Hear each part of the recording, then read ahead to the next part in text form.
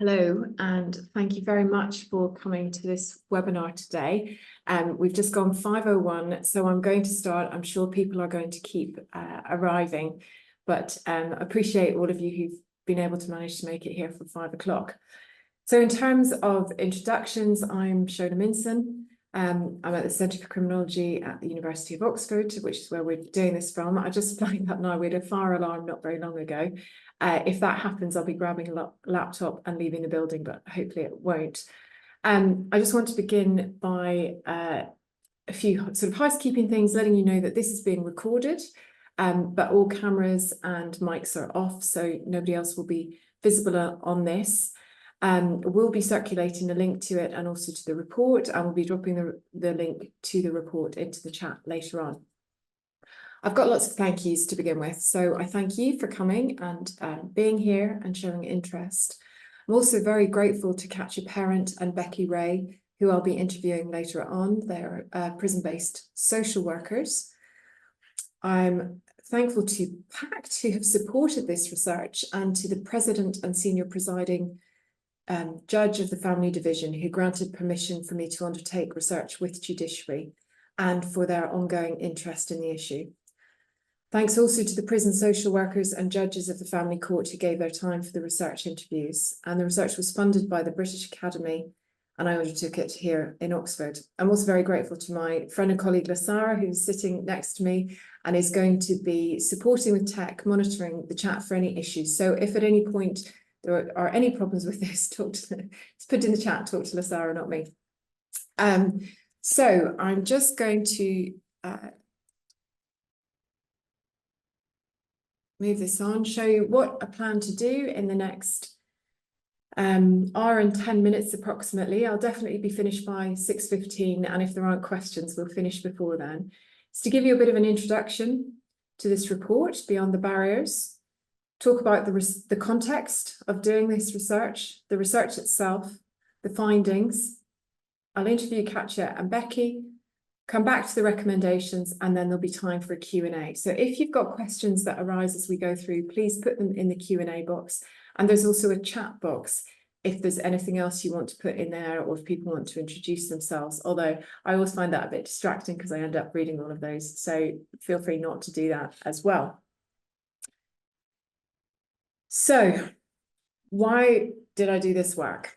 It's always a question we ask ourselves, but about 6 years ago, I was part of an evaluation of the Prisoners Advice Service family law clinics in women's prisons under Professor Sarah Kingston. And I went along to observe a family law advice clinic with Kate Lill, who was a solicitor. And there was a woman who came to the clinic who had come in for a relatively short sentence, had been the primary carer for her child, who was 7. The intention had been that when she came to prison, her mother would look after the child. The child's father had contact with him every few weeks. It was fairly limited. And so that was going to continue, but his primary residence was going to be with his grandmother, and he was going to continue at school. When she came to the family law clinic, she was telling the solicitor that actually the father had taken the child, moved him into his home, had changed his schools. The child had SEN provision at school, and so all of that was gone. Her mother was distraught, and she didn't know what to do. There had been a family court hearing, and the mother had not been produced to that hearing, hadn't attended, and the judge on that occasion said, well, let's leave this until the mother is out of prison. And as a former family lawyer, I was appalled when I heard that. And as a result of that project, there were family law advice booklets put into every women's prison. Since then, PAS have continued their service, and Not Beyond Redemption have set up a service in women's prisons as well to provide legal advice. But there clearly was an issue there. 6 years on, this Beyond the Barriers report examines the significant challenges faced by women in prison in England and Wales who try to participate in family justice proceedings. The report provides in-depth analysis of the systemic barriers that hinder imprisoned mothers from participating effectively. Sorry for the pinging. This inability to participate undermines the principles of fairness and equality that are fundamental to the justice system. Now, in 25 minutes, I can only give you a little of what is in the report. And I know I've attended webinars and have perhaps not read the research report afterwards, as I think I've picked up enough, but I really hope that you won't feel that. I hope that I'm going to leave you with unanswered questions, things I haven't covered in detail, and that you will read the report for yourselves, because it's rich data. And I hope you'll think by the end of this hour that it's also really important that we engage with the findings. We'll drop the link to the report into the chat later on, and it'll be circulated by email after the webinar. So let's begin with the context for understanding the research. Firstly, women's imprisonment. Probably many of you are aware, but I know that we've got some people who are from other jurisdictions. We have about 3,500 women in prison in England and Wales. Over the course of 12 months, that number is obviously increased on that. We don't know how many of these women are mothers because there is a lack of data, but prison inspection data has estimated between 50 and 60% of the women in prison are mothers to under 18s.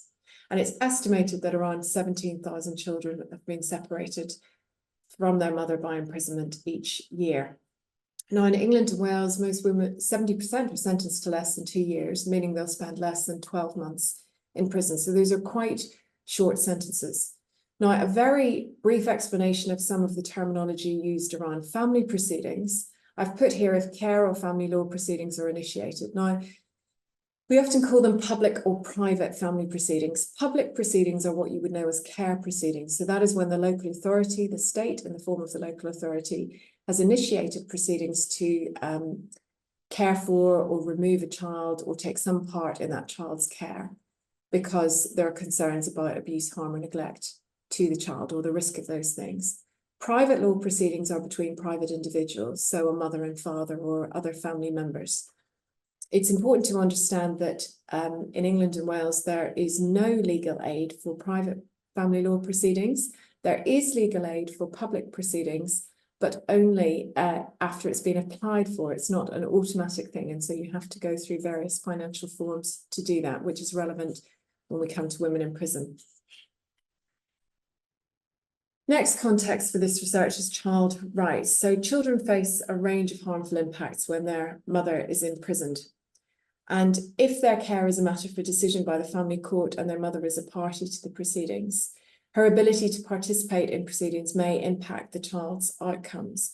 Now, we have quite a lot of legislation around this. The Children Act 1989 says when a court determines any question with respect to the upbringing of a child, the child's welfare shall be the court's paramount consideration. The Human Rights Act gives children a right to family life under Article 8, and under Article 14, we have right to non-discrimination. The UN Convention of the Rights of the Child in Article 2 says that children should be protected from discrimination or punishment which they may suffer as a consequence of the status or activities of their parents. And Article 3 says that the best interests of the child should be a consideration in every proceeding concerning a child. So it's really clear that children have rights in all of this, and that when it overlaps with the family court, and we have the Children Act as well, there's quite a lot of legislative protection for them. The next context for this work is procedural justice. So I've got a quote here from Myerson, McKenzie and McDermott. What procedures should officials use as a matter of justice when they apply and enforce the law or exercise discretion vested in them by the law? This is an important question of political morality, since procedurally just treatment at the hands of officials is a precondition for the justifiable exercise of state power. So what governs procedure in the family courts? Well, first of all, we have Article 6 of the European Convention on Human Rights. In the determination of his civil rights, everyone is entitled to a fair and public hearing within a reasonable time by an independent and impartial tribunal established by law. And there are 4 elements to a fair hearing. The proceeding should be adversarial, there should be equality of arms, appropriate administration of evidence, and reasoned judicial decisions. I just want to focus on the first 2, which are the participation rights. These have to be at the forefront of judicial consideration when they're managing proceedings when a party is imprisoned. The first element, the right to adversarial proceedings, is, and I quote, "in principle, the opportunity for the parties to a civil trial to have knowledge of and comment on all evidence adduced or observations filed with a view to influencing the court's decisions." So people should be able to read the papers in their case, all the documents that have been filed. And the second requirement of equality of arms has been defined by the European Court to mean that the court must maintain a fair balance between the parties, and I quote, "each having a reasonable opportunity to present his case under conditions that do not place him at a substantial disadvantage vis-a-vis the other party, and the proceedings in their entirety must be fair." Now, in England and Wales, the Family Procedural Rules 2010 make it clear that it is the intention of the family courts to provide parties with a fair trial. The overriding objective of the rules is set out in section 1.1. These rules are a new procedural code with the overriding objective of enabling the court to deal with cases justly, having regard to any welfare issues involved. And then you'll see there are a number of things they think about, but importantly at C it says ensuring that the parties are on an equal footing. The Family Procedure Rules Amendment 2017, entitled Vulnerable Persons' Participation in Proceedings and Giving Evidence, was developed due to concern that certain groups of people in family proceedings might not be able to participate effectively.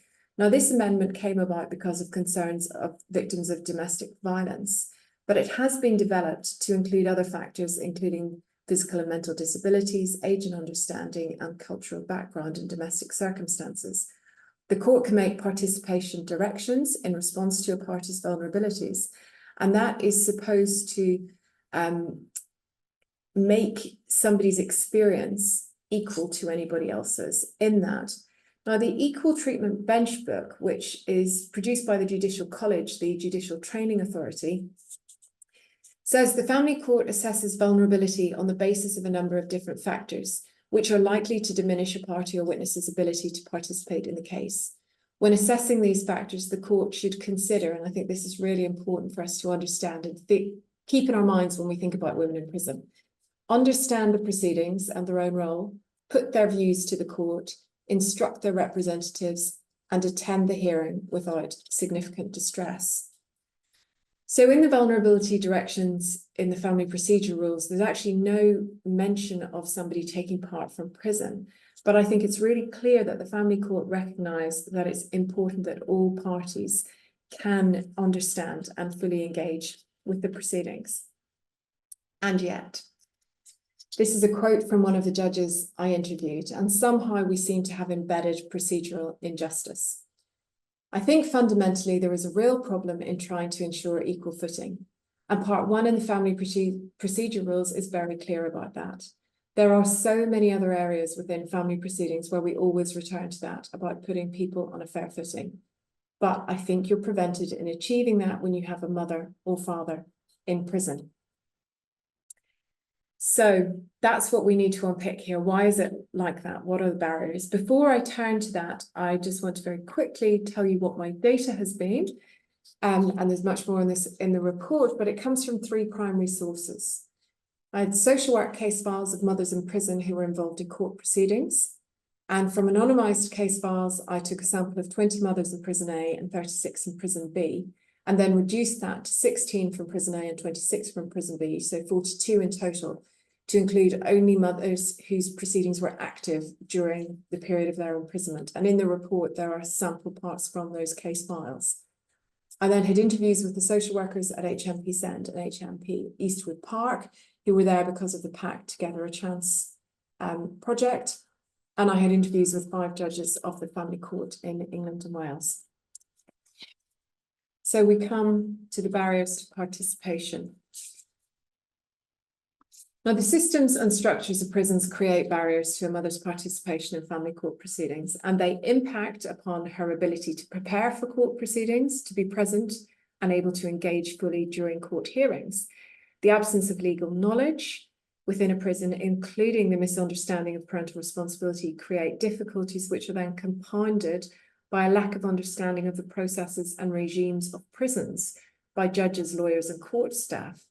Understanding the restrictions of prisons, not just in terms of a prisoner's liberty, but with regard to the processes that prisons can facilitate, is important for anybody with involvement in a family law case where the mother is in prison. I've categorised those barriers under 4 headings, all P's, partly to help me remember. They are perception, preparation, presence, and prisoner identity. So perception. Parental responsibility is a legal concept and it attaches to a mother at birth, is only removed if her child is adopted or under some very specific other circumstances and by court order.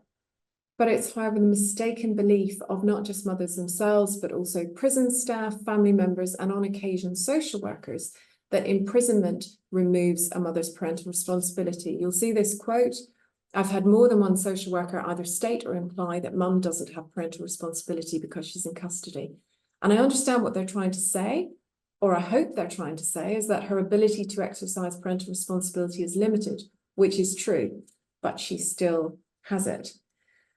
So this mistaken belief can lead to women losing contact with their children. For example, women whose contact with their children is stopped by carers when they're imprisoned don't realise they can intervene and they can ask the court to intervene to restart the contact. When social workers assume that mothers don't have parental responsibility, they don't involve them in review meetings or discussions about their children, and they don't keep them informed about their child's education, health, or well-being. And all of those things are decisions which someone who has parental responsibility for a child should be involved in. If schools are told by somebody that the mother has lost her parental responsibility, they're not going to provide school reports or information. And these actions lead to mothers becoming less involved in their children's lives.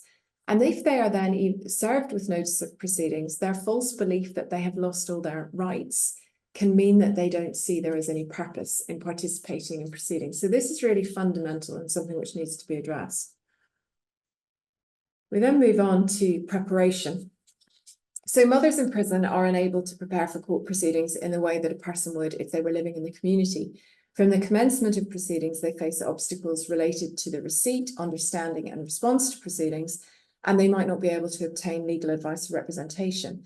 And all of these difficulties affect their ability to prepare their case to be heard.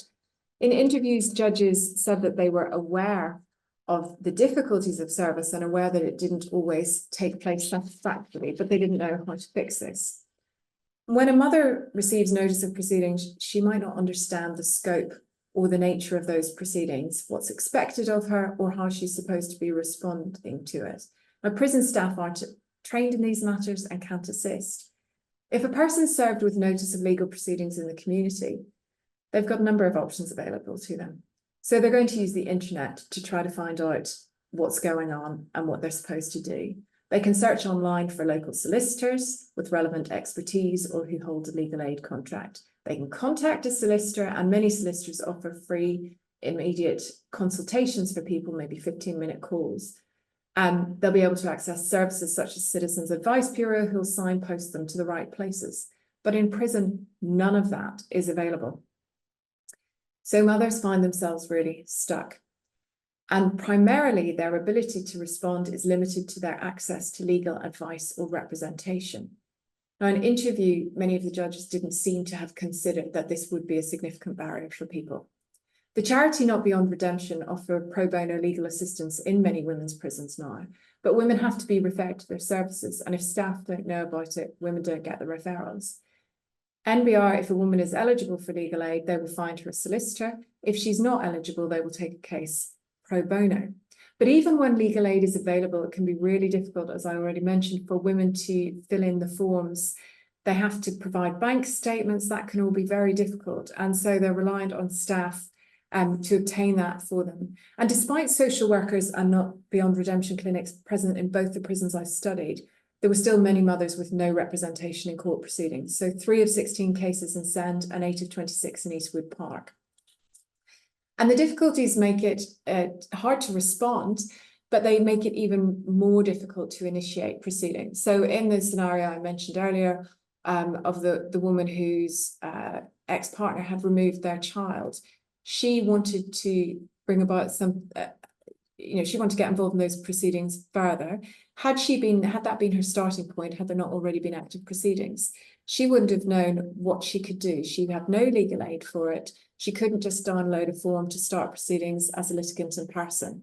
So people are, it's almost impossible really for these women to do anything about it. And that is not in the best interests of children, that due to imprisonment, a mother cannot bring any proceedings before the court. We've got this quote on the screen. This is just about delay. Orders from courts came through after the second hearing had happened from the first. So mum has gone into a hearing without any of the paperwork actually telling her what the conclusions were from the first hearing that happened. Sorry, skip slide. So then we come to presence. Now, to ensure equality of participation, it's fundamental that a person is able to attend their own proceedings if they want to do so. But when someone is in prison, it's actually the actions of the court or the prison that will determine whether the mother is able to attend. She has no agency in the process. So if the court issues a production order or sends a video link, the woman will be brought to court or to a video suite. But if the court doesn't ask for these things, she's not going to be present at the hearing. You'll see in the report when you look at it that actually the perceptions of judges as to how long it would take a prison to set up these things was very much at odds with the reality of it. And judges who think this can happen quite quickly within a day or two are also not taking into account the importance for a mother to be able to prepare legally, practically, and emotionally for court hearings. These issues are discussed in detail in the report, and I would urge you to read them. Just one line tells you what you need to know. 11:07, link sent to prison for an 11 a.m. hearing. Mother could not attend. That was in a case file.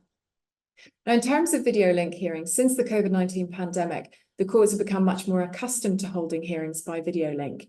And due to the complexity of arranging for mothers to attend prison, that's become a more likely option. But unlike hearings during the pandemic, where everyone was in court via video link, the mother in prison is the only person who is not in the courtroom. And this inequality can reduce her effective participation in several different ways. She will have difficulty communicating with her legal representatives and with other parties. It creates an isolation and a distancing effect. She's up on a screen on a wall. Everyone else is sitting in court.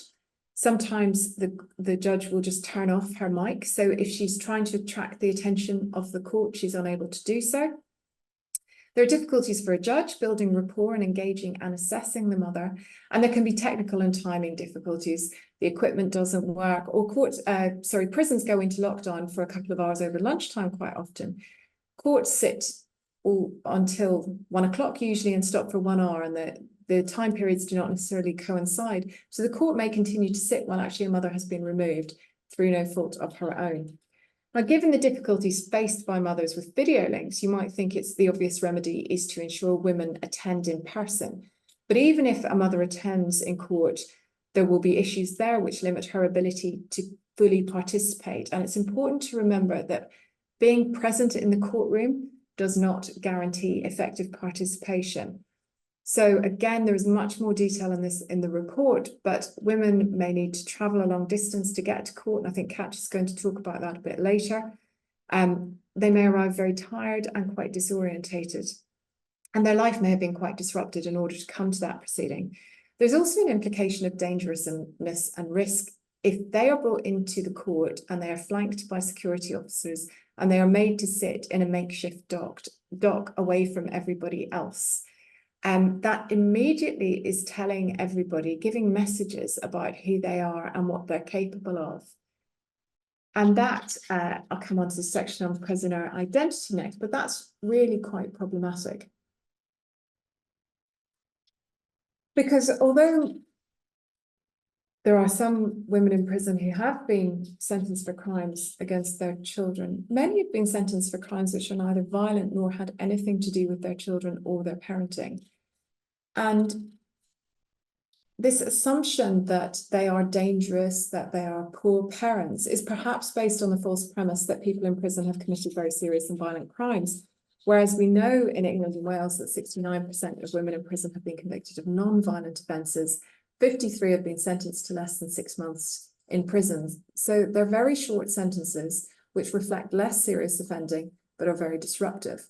And it's also important to recognise that women's paths into offending are very complex. So when a mother in family proceedings is in prison, she may find that even when the barriers of preparation and presence are overcome, and even when she's represented, she's still unable to achieve equality in the proceedings because of the marginalizing processes which have their roots in her prisoner identity. Now, it's understood by professionals it's in the child's best interests for a parent to be involved in proceedings in the family court. And when the local authority have instituted care proceedings and the family are in the community, they will maintain contact with the parents, invite them to case review meetings, keep them informed of upcoming court dates, endeavour to ensure they are present at court hearings should they wish to be, and assess them.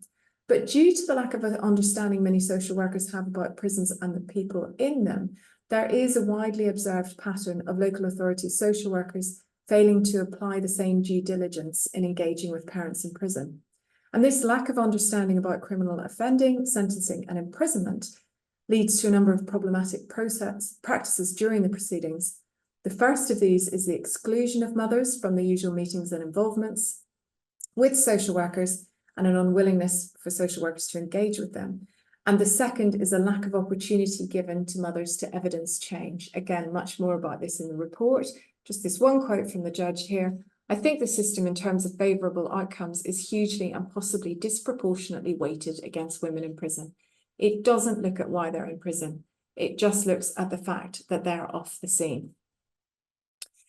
So imprisoned mothers face numerous barriers in participating in family court proceedings, from biases and assumptions to systemic barriers which exist due to the logistical challenges of being held within the prison system.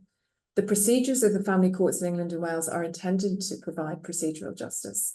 But despite the more recent attempt to ensure equal participation for vulnerable litigants, people in prison during proceedings don't seem to have been considered when thinking about equality of arms. Now, unless these inequalities are addressed, the Article 6 rights of people in prison involved in family proceedings are not being upheld. And in addition, the full and proper participation of Parents and Children Act proceedings is in the best interests of the child. As the underpinning principle of the Act, it's right it should be reflected in the procedures and practice of the court. And addressing these challenges is going to require better communication and coordination between courts, prisons, and support services, as well as a more informed approach to the constraints that prison places on mothers. And the next thing I'm going to do is just play a short video that's been prepared by PACT about the social work prisons pilot in women's prisons. And this will serve by way of introduction to Katia and Becky, who are going to speak in a minute. The main challenge that mothers face when they're sentenced to time in prison is the separation from their children and the not knowing. Practically, it's really hard for someone in prison to stay in touch with the outside world.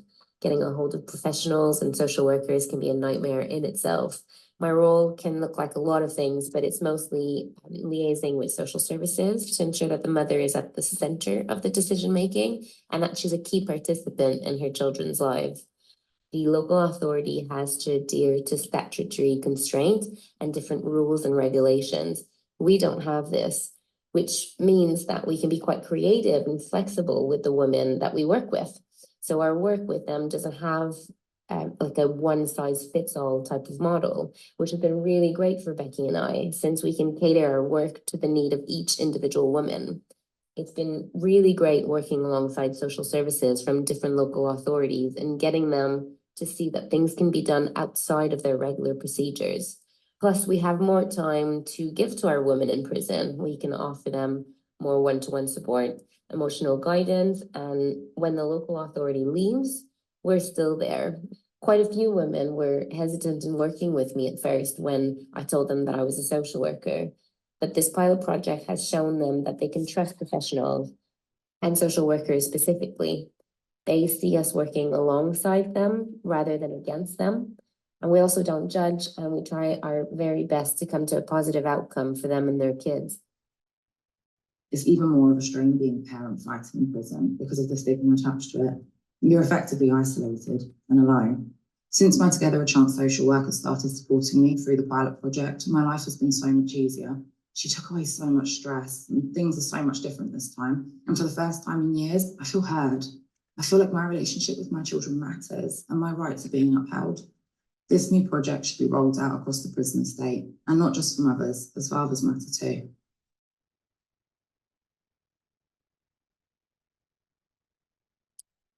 Great. So I'm going to invite Katia and Becky to unmute themselves. Hi, I'm Katia and I'm the social worker at HMP Send. Hi, I'm Becky and I'm the social worker at HMP Swift Park. Okay, so I have got a few questions for you. What I'd like you to do really is to help us get a sense of what it's like for a woman who is experiencing these things in prison. So first of all, Becky, could you talk to me about what it's, or talk to us about what it's like for a woman if she gets notice of care proceedings, for example, having begun? Yeah, absolutely. So Eastwood Park is a remand and sentence prison. So we get women straight from police custody.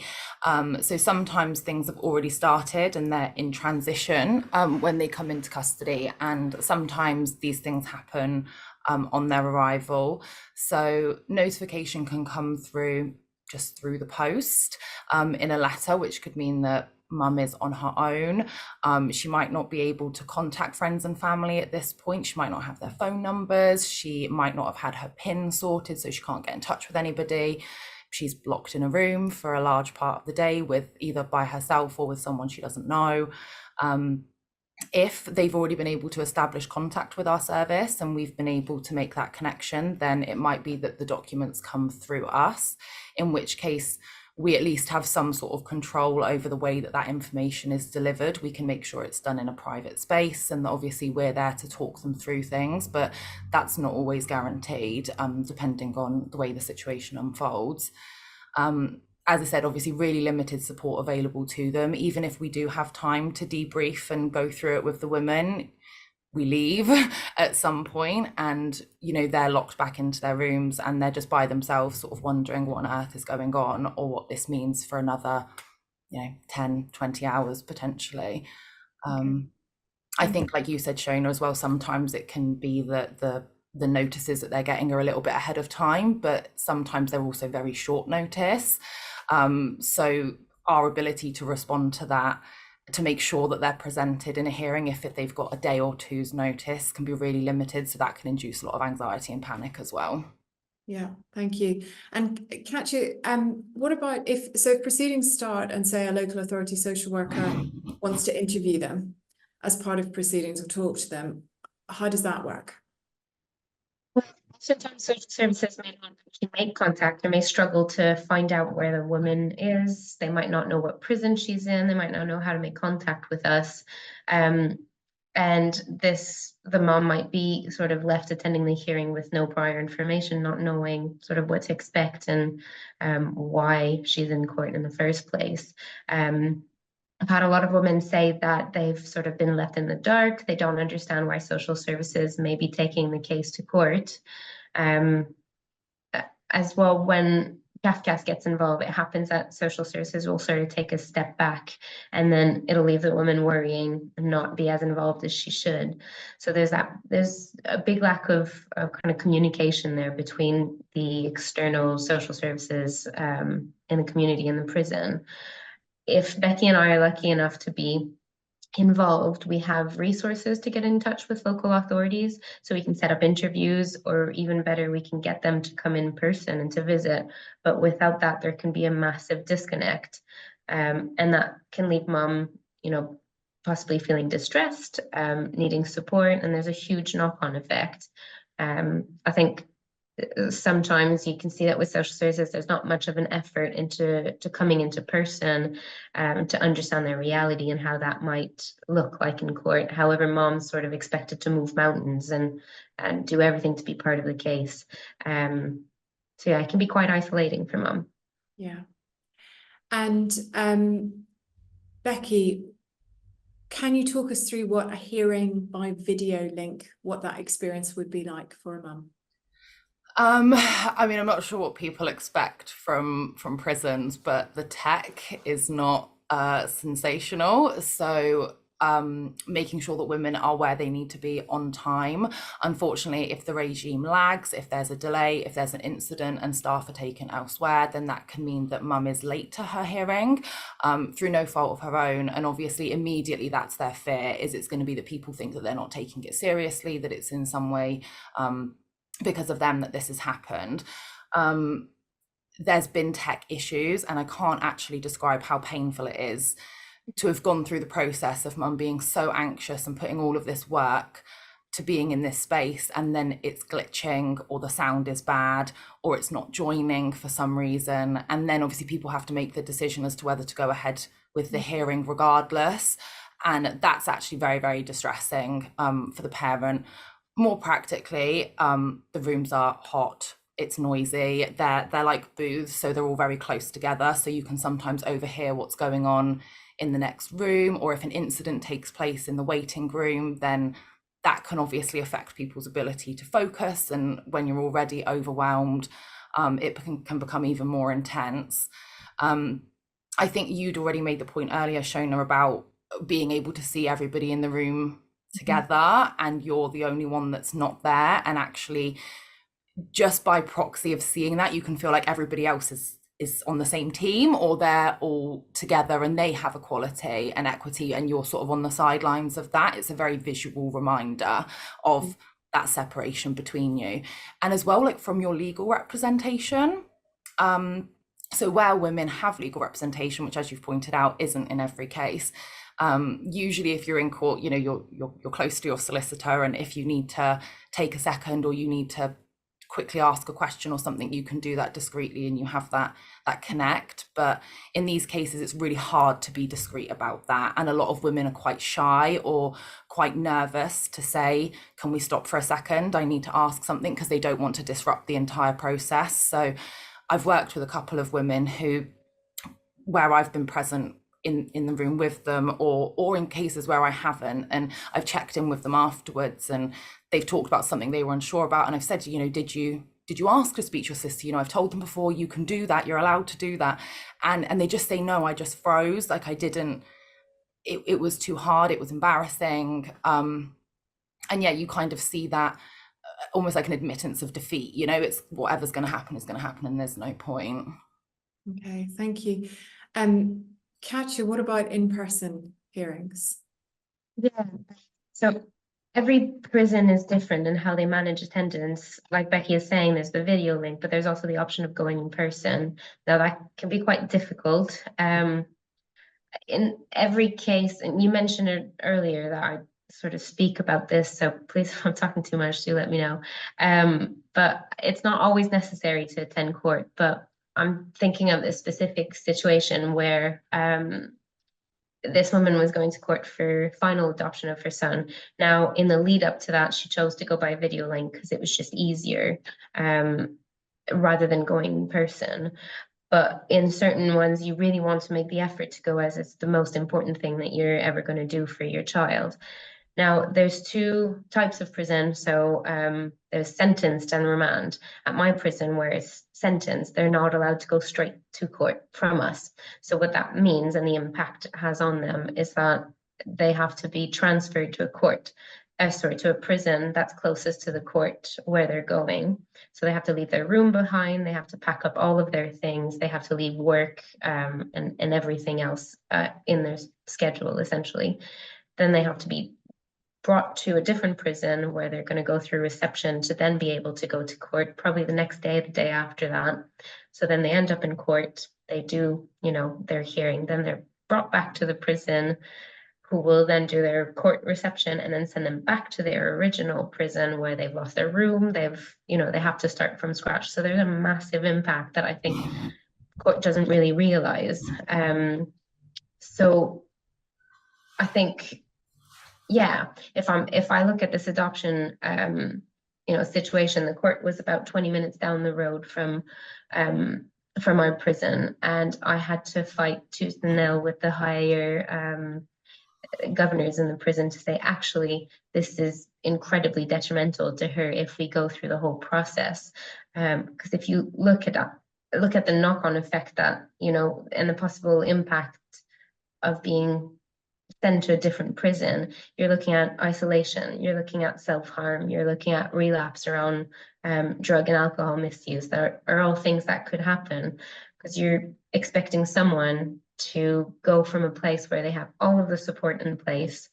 You know, we've been working with her for nearly a year around it. It's the final thing. And now she has to go from an unfamiliar setting with no support at all, no one to fall back on.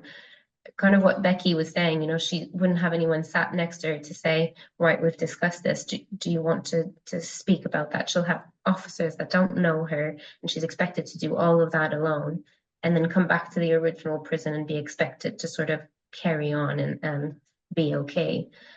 Those are all, you know, they're all really small things, I think, when you look at them individually, but when it comes to a whole package, it's incredibly difficult, and not very flexible. Yeah. So the in-person hearings, it's not only about the actually getting to court on the morning of your hearing. It could affect days, weeks, months, in some Yeah. cases from case notes. Somebody Yeah. who 3 months before they got transferred back to their original prison, which is presumably about transport and space and all those kinds of things.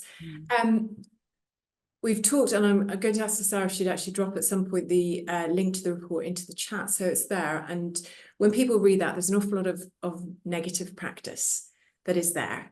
Can you give any examples of positive practice? So yes, I mean, Becky, do you have any examples from the prison of positive practice? Yeah, absolutely. And I think just following on from Katia's point about the in-person hearing, sometimes that's not, like, sometimes the mothers don't want to do that. Like Katia said, it can be really, really destabilizing for their routines. But even if it is just a day-long attendance, for some women that is 6 hours in prison transport, locked in a little box, to then wait around all day for other people to have their court hearings to be picked up and to do the same in reverse, and actually being so anxious about that hearing, being locked in a box in a van for hours on end, and then doing the same in reverse afterwards, is not something that women actually find beneficial, surprisingly, and that can actually put them off wanting to be there in person. I've also worked with another mum who, due to a disability, didn't want to go through that process. So I think, like I said, it's important for us to be able to promote participation, but obviously always keeping in mind actually that what we think looks like maximum participation, or we've allowed them to be here in person, doesn't necessarily reflect what best suits them. We have to think about what the context of that environment looks like and the impact it's going to have for them. Saying that, there are plenty of examples for me personally, and I'm sure for Katia as well, where, I mean, Katia and I have been in our roles now for about 3.5 years, so quite a while, which is lovely. And it's meant we've been able to establish some really, really positive working relationships and pathways and ways of managing situations that do promote sort of maximum participation that reflects what is actually going to work for each individual woman, when obviously we're looking at proceedings. And so the offender management unit, which for those that don't know is like probation but inside the prison, there's a few women who, I'm going to have to give a bit of context to Eastwood Park now. So we also have open conditions, which is women who can be released, for example, for the day or a few days at a time, where it's risk managed. And there's been a few where we've actually been able to support them to attend court in person through arranging day releases, which has meant that rather than attending in person via prison transport, being locked in the van and then being held in the cells before the hearing and then being held in that plastic box, which, you know, it doesn't matter what type of court you're in, if as a prisoner you still are sort of held to those standards. But being able to do it through Rottles meant that I was able to drive mum in my car, and we were able to, you know, shouldn't have to wait in the cells. We waited in a Costa, and, you know, it felt more gentle and more soft. When we were in the hearing, she sat in the rows and not in the box. And interestingly, in one of the cases specifically, Dad was in custody also, and he had the the other experience where he'd had to wait in the cells and be in the box. And the court were really respectful and did actually allow mum and dad some time in the court on their own. So they cleared the room because mum and dad hadn't been able to really communicate throughout the whole of proceedings. You know, we're talking about what's going to happen with their children long term.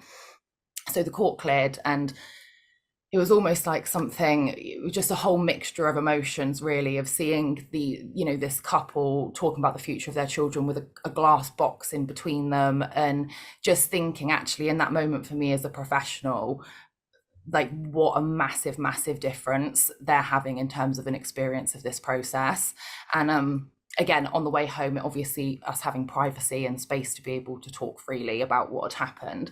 And that was very much facilitated by the prison, being incredibly flexible and open-minded, I suppose, to risk assessment, but also risk management plans. Yeah, thank you. And Katia, do you have anything on courts or local authorities' positive practice that you've noted? I would say, as much as there's a lot of negative, there's also a lot of positive that's happening. I think the court and the local authority in the past have sort of understood how difficult it can be for a woman in prison to go through this process, and they've usually been favorable towards sort of allowing me to attend court or pre-hearing meetings with social services, or sort of be part of that discussion, because I think they understand that, you know, she has all of these things faced and stacked up against her, obstacles, that the least they can do is allow us to support the moms.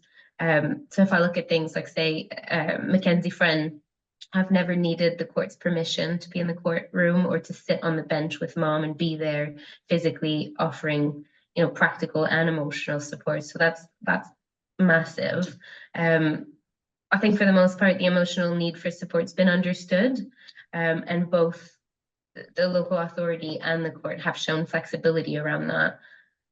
If we go back to sort of the negative impact that we mentioned earlier, having this sort of flexibility is really essential, and it makes a huge difference in that reality for mom and just her experience of the whole thing.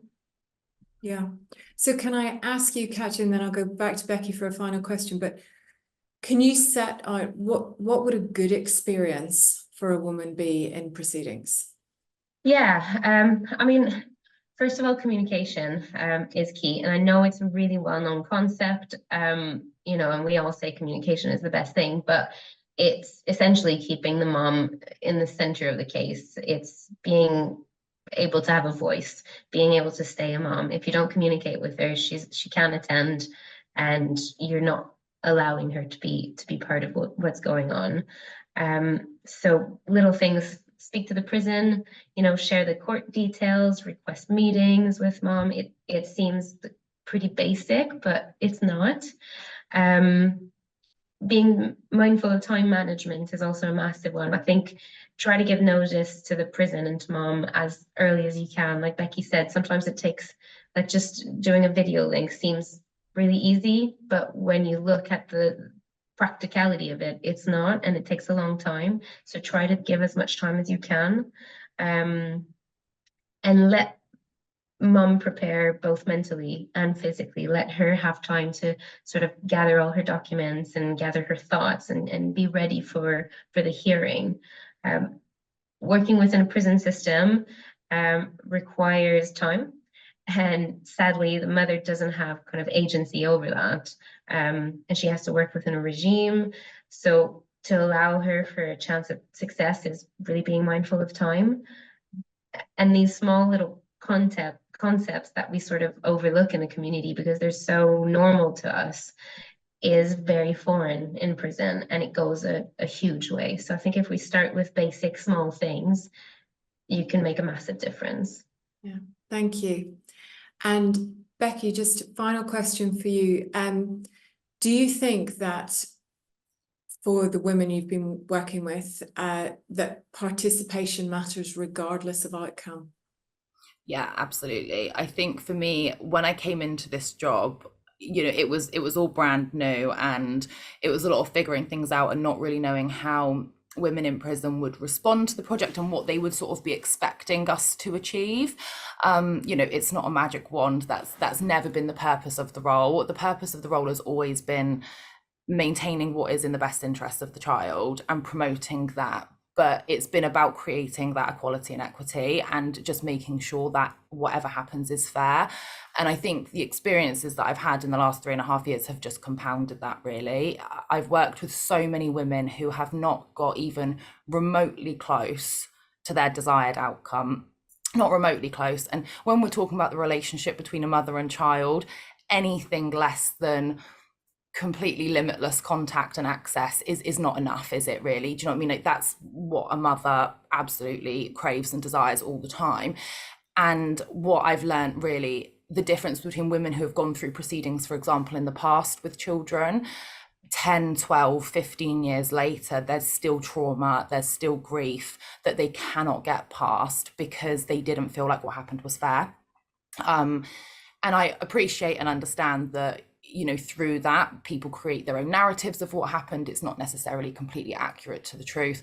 But in a lot of cases that I've actually seen working at present, I don't necessarily think everything that I have heard is a far stretch in terms of women feeling unheard, that they weren't given all of the information that they perhaps needed, that they didn't feel that they had enough time. I absolutely do believe that that is their truth. And I think the massive contribution that our role makes for these women is that whatever does happen, so long as things are fair, we can explain why it's the right decision for now. And if the system isn't fair, we can't explain that to them, and we can't tell them that that is what is right for now. And that's a really difficult thing for them to then sit with. I think hope is invaluable. And when the mother's experience of the system is that it is corrupt, or that it hasn't taken into account all of the effort and, you know, all of the progress that she has made, it's really difficult to then advocate for that system and to hold that system up. And yeah, so I think it is incredibly important. And as I said, I've supported women through the adoption of their children more times than I'd like to count. And the way that some of those women have responded to it with absolute dignity and grace, because they really understand that this is what's best for that child, because they've had the support and the system's been fair to them. Yeah. Thank you very much, both of you. I know you're both going to stay in case people have questions in a few minutes, but if I can ask you to just mute yourselves again. Thank you. I've just got, I'm just going to share. We've got a couple more slides to go because I want to talk about recommendations.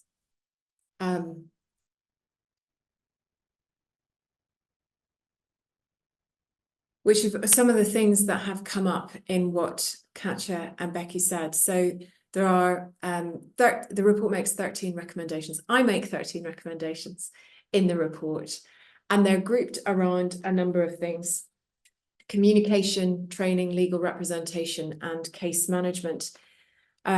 Because we can see, and we've heard, that people are not participating on an equal footing from prison at the moment. Now, the judges I interviewed were actually quite conscious of this, and all of them said that the provision of legal aid to people in prison in family court proceedings would alleviate many of the difficulties that are faced. And that is without doubt quite true, but I don't think it's going to happen anytime soon. So in the absence of that, there are quite a few actions which could be taken which would improve the access to justice and participation for mothers.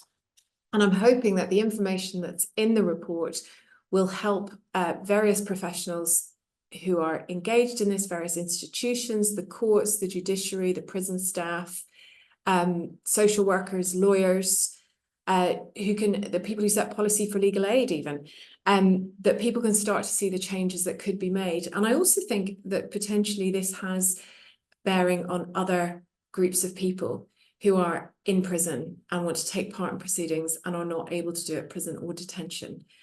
So I think that it probably has wider application. But as I've said, the recommendations are in the report, which you can access. It's in the chat.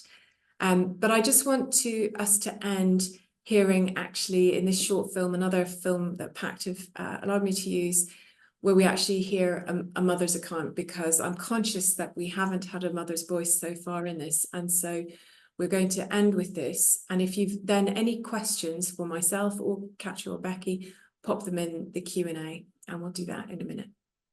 A person in prison will someday be a person out in the community, and it's to make the community safer, it's to make, you know, their lives better, to give them the opportunity for the future, and to give the children the opportunity to have a relationship with their parent despite them being involved in the criminal justice system. The jobs that we do, it ranges from so many different things, but essentially it's bridging the gap between the communities outside, so social services on the outside and different local authorities with the prison. So it's giving the mothers a chance to parent and to be there for their children, and to show the children that you know, things have happened in their lives that is not traditional or normal based on their peers, but they can still have parents that love them and that will do everything for them from prison. It's made me feel like a mum, and it makes me feel like, because I feel you can get lost in the system and you can just let everyone do whatever for your kids outside, but being involved in all the social services meetings and having school reports, the school will send Katia a school report and I get them. So just to even have them, it just makes me feel like I'm doing as much as I physically can. But since working with Katia, I feel like I'm doing so much more than what I was doing before. So it's just, and it kind of empowers me to want better and to do better for them because I'm involved in it. So I'm not just in there doing what I want and just behaving how I want. It reminds me that I'm a mum and I need to act a certain way. So it would really help me with my progression and my growth in here as well.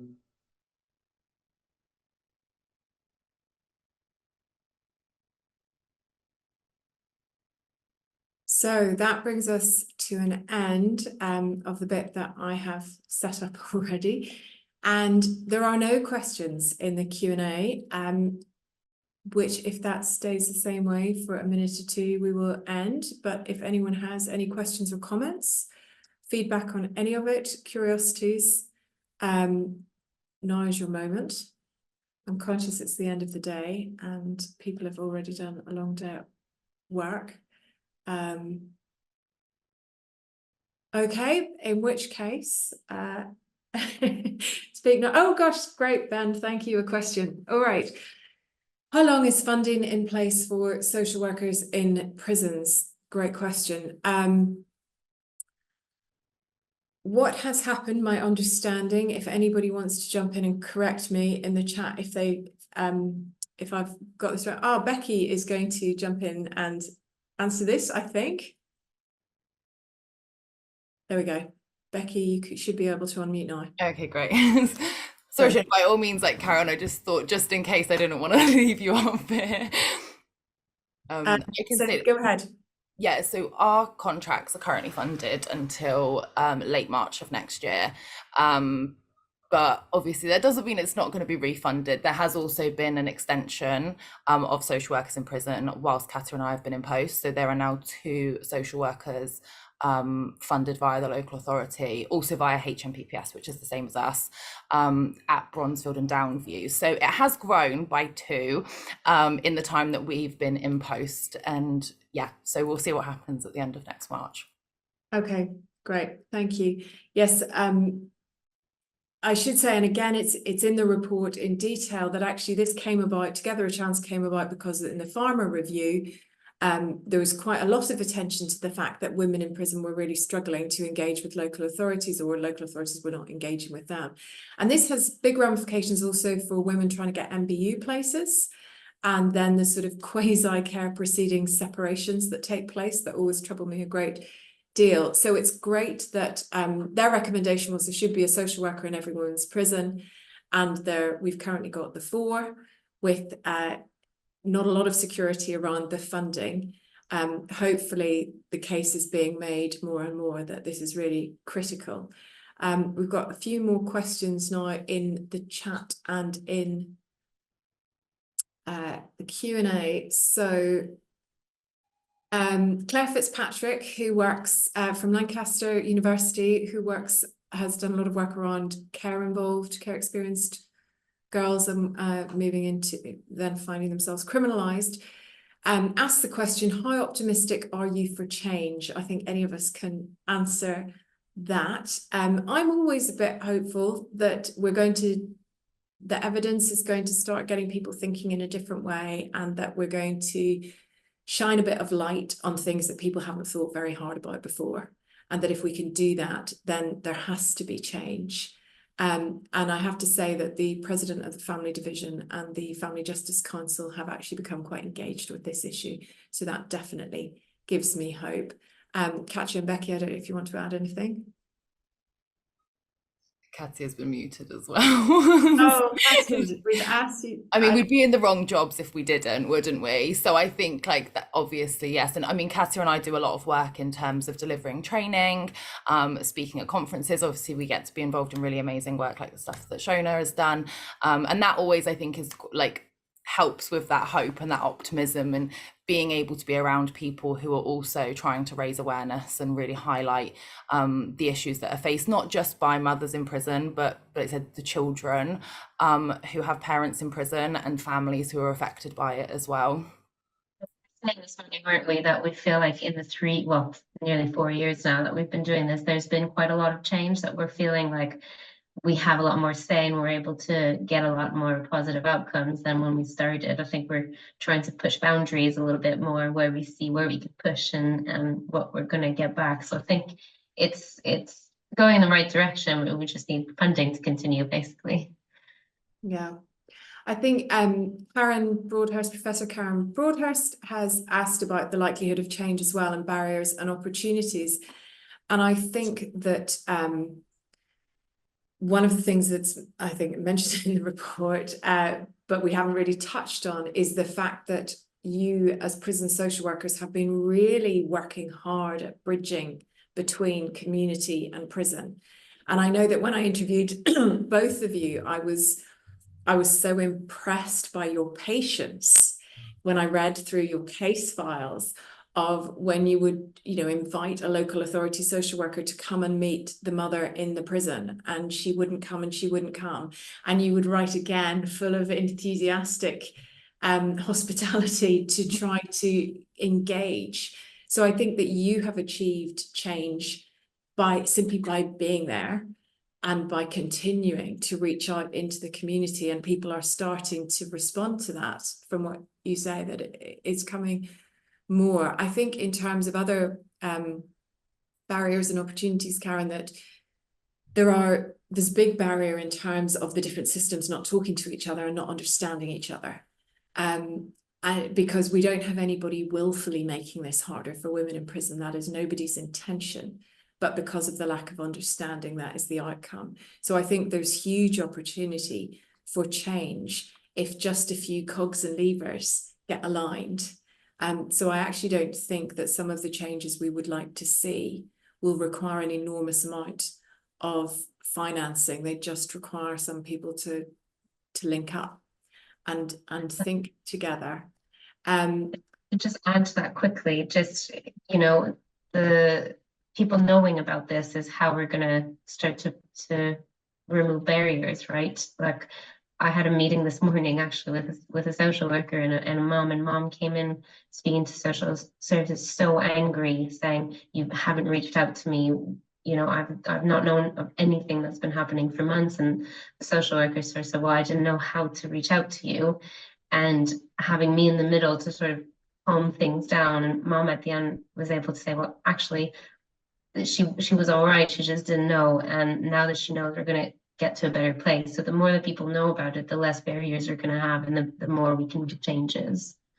Yeah, and I think that's the same with things like Not Beyond Redemption. That is in a lot of prisons, but people don't know about it yet. I mean, one of my recommendations is that there should be legal advice funded by HMPPS and the MOJ for women in prison, because how are they expected to know what to do if we don't have services going in there? We have a question about the recent scheme for early release will impact women's prisons. The numbers have already gone down from when you look at the Howard League do a prison watch every week, and the prison numbers for women are lower than I've seen them in a long time. And it's because there were obviously more releases last week. But so it will affect in the same way as it does the rest of the prison estate, but it's smaller numbers. So it will be a smaller change, I suppose, or less noticed. I'm just reading, people are putting, there's been a few comments and questions in the chat. I think just while you're having a look at those bits shown as well, just to sort of add, our role is not, I think where we're talking about obviously like negatives and we're sort of critiquing the system, they said there is a lot of optimism and hope, and a massive part of our role is trying to break down assumptions and misconceptions on both sides, assumptions that professionals might make about women and mothers in prison, but also assumptions that mothers in custody might make about different professionals.